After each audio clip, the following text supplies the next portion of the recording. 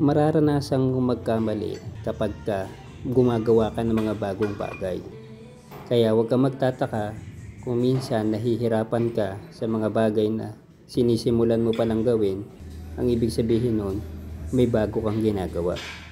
Kapag may mga bago kang ginagawa, ang ibig sabihin nun, may mga bagay na mangyayaring maganda sa iyo sa hinaharap.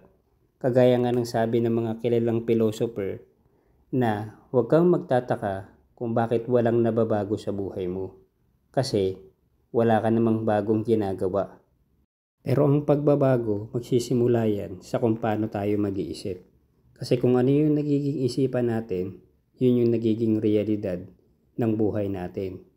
Kaya kapag ikaw negatibo ka mag-isip, negative ang mangyayari sa iyo. Pero pag ikaw positibo ka mag-isip, positibo ang mangyayari sa iyo. Kaya ang pagbabago ng buhay magsisimula yan sa kung paano ka mag-isip. Ang isa sa dapat nating paglaanan ng pag-iisip, kung ano ba yung gusto nating mangyari sa buhay natin. Kagaya sa pag-ehersisyo, dapat binibigyan natin ng panahon yung ating sarili sa pag-exercise. Kasi yung katawan natin, pwede mo yan itulad sa isang sasakyan.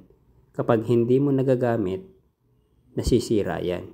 Kaya pagmasdan nyo yung taong higa ng higa, tulog ng tulog, hindi man lang kumikilos ng mga gawaing bahay, yan yung mas prone na magkasakit kasi nga walang movement or walang blood circulation na maayos na nangyayari sa kanyang buong pagkatao. Kaya kung pagmamasdan nyo yung mga sasakyan na laging ginagamit, mas higit na tumatagal ang kanilang buhay kaysa dun sa sasakyan na hindi ginagamit. Kagaya din naman sa tao, kung sino yung trabaho ng trabaho, kilos ng kilos, o kaya naman nag-exercise, sila yung mas humahaba yung buhay.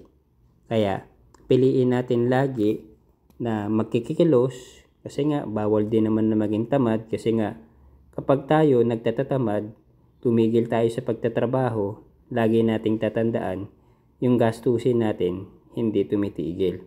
At bukod pa doon, pag tayo nagkasakit, lagi nating tatandaan, lahat ng test na gagawin sa atin pag may sakit tayo, may bayad yan. So walang libre kapag ikaw magpapagamot. Ba't pa nating hihintayin na tayo magkasakit kung pwede naman natin to maiwasan? Sa pamamagitan na kung halimbawa man, kung tayo papauwi ng trabaho, sa halip na sumakay tayo ng sidecar o kaya naman sumakay tayo ng mga sasakyan na pwede naman nating lakarin yung pupuntahin natin, piliin na lang nating maglakad kaysa sumakay. Ang maganda doon, nakatipid na tayo at the same time, lumusog pa tayo. O diba, at least, nagiging wise tayo sa pagpili natin sa lahat ng ginagawa natin. So yun lamang po, stay healthy po sa ating lahat. Ingat kayo. Bye-bye.